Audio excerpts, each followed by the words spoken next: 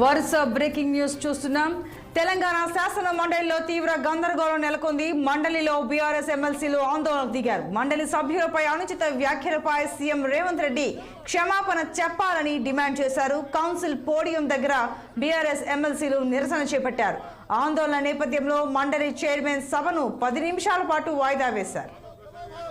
ఒక మాట వచ్చినందుకే ఆనాడు ఒక పత్రికాధిపతిని ఈ సభకి చేసి పిలిపించిన సందర్భం ఈ సభకు ఉంది. అటువంటి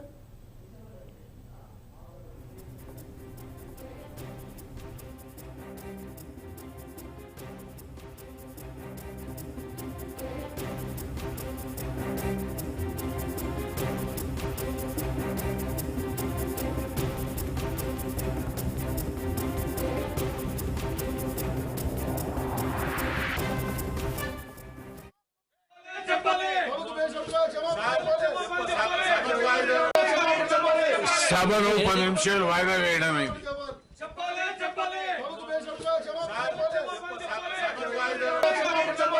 సభను 10 నిమిషాలు వాయిదా వేయడమే.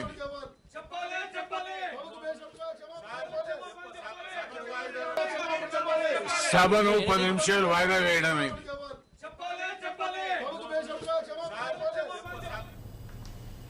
తెలంగాణ శాసన మండలిలో తీవ్ర గందరగోళం నెలకొంది. మండలిలో బీఆర్ఎస్ ఎమ్మెల్సీలు ఆందోళనకు దిగారు.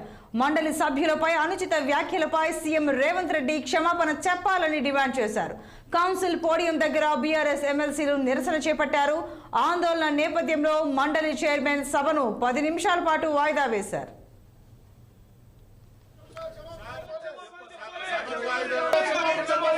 సభను 10 నిమిషాలు వాయిదా వేయడమే.